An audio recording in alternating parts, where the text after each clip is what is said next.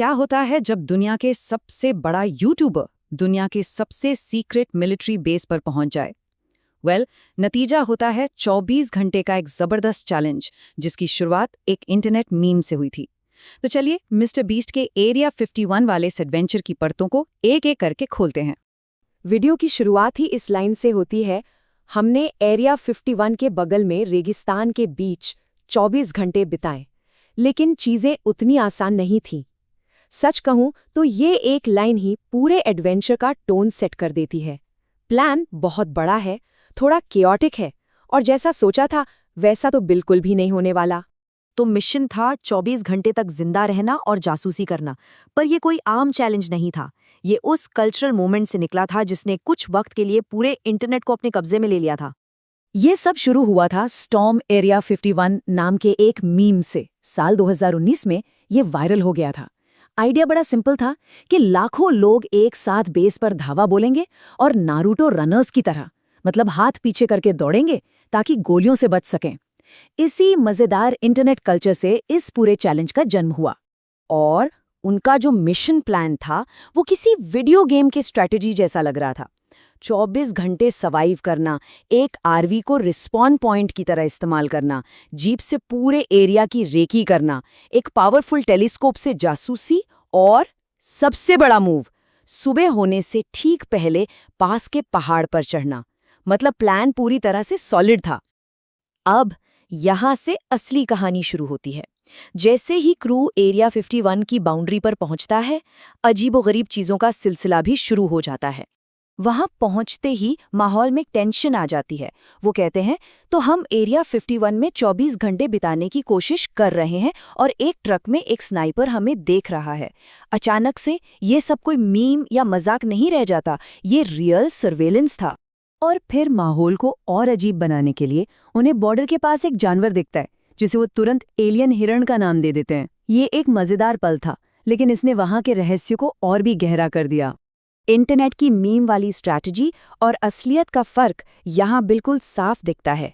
एक तरफ काइल्स और नारुतो रनर्स के अटैक का प्लान है, और दूसरी तरफ घातक बल का प्रयोग अधिकृत है, जैसे चेतावनी बोर्डों की सच्चाई। ये इंटरनेट कल्चर और रियल वर्ल्ड का सीधा टकराव था। जैसे ही रात होती है, ये एहसास और भी पक्का हो जाता है कि उन पर लगातार नजर रखी जा रही है। अब बात सिर्फ एक स्नाइपर की नहीं थी, सर्वेलेंस अब और भी एडवांस होने वाला था। ये निगरानी 3 लेवल में बढ़ती है।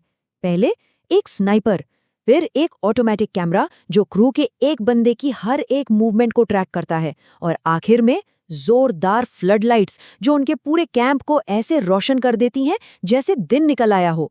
इसमें कोई शक नहीं था कि हर पल उन पर नजर थी। और इसका सबूत इस लाइन में है। क्रिस दाईं ओर चल रहा है, देखते हैं कि ये मुड़ता है या नहीं। अभी मुड़ा भाई, वे बस मुझ पर ही नजर रखे हुए हैं। ये उस ऑटोमेटिक सर्वेलियंस सिस्टम की डरावनी सटीकता को दिखाता है। तो इतनी तगड़ी निगरानी का जवाब कोई कैसे दे? सरकारी कैमरों के सामने फोर्टनाइट डांस करके। ये इंटरनेट जेनरेशन का एक क्लासिक मूव था जो कह रहा था, हाँ हमें पता है कि तुम देख रहे हो और हमें कोई फर्क नहीं पड़ता।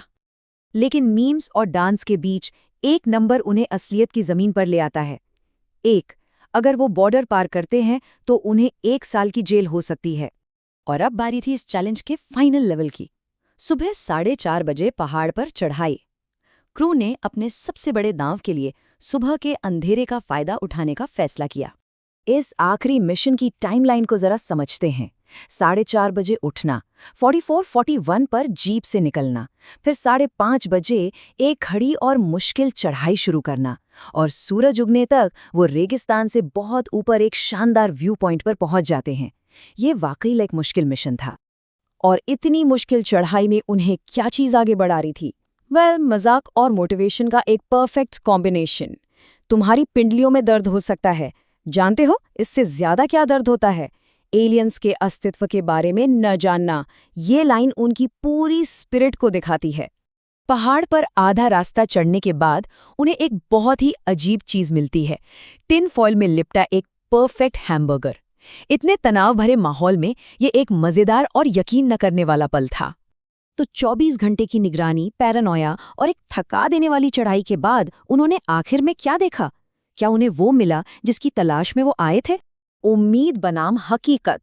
उम्मीद थी यूएफओ, एलियन हैंगर और सीक्रेट एक्सपेरिमेंट्स की, और उन्हें मिला क्या? एक खाली वॉच टावर, मीलों तक फैली बंजर जमीन और एक छोटा सा मामूली सा बेस। ये एक अल्टीमेट एंटी क्लाइमैक्स था। लेकिन उस खालीपन में ही एक गहरी बात छिपी थी। जैसा कि क्रू ने महसूस किया, क्या ये अजीब नहीं है कि इतनी सारी खाली जगह और ये सभी पहाड़ सिर्फ उस एक छोटे से बेस को बचाने के लिए हैं? ये एरिया 51 का असली मकसद बताता है। सीक्रेसी और आइसोलेशन ही असली प्रोटेक्शन है। और ये हमें एक आखिरी सवाल पर लाकर छोड़ देता है। आज के इस दौर में जहां कंटेंट की कोई कमी नहीं है, क्या जवाब खोजने का सफर खुद जवाबों से ज्यादा मनोरंजक हो गया है? मिस्टर बीस्ट की एरिया 51 चुनौती के लिए इसका जवाब शायद एक जोरदार हाँ है।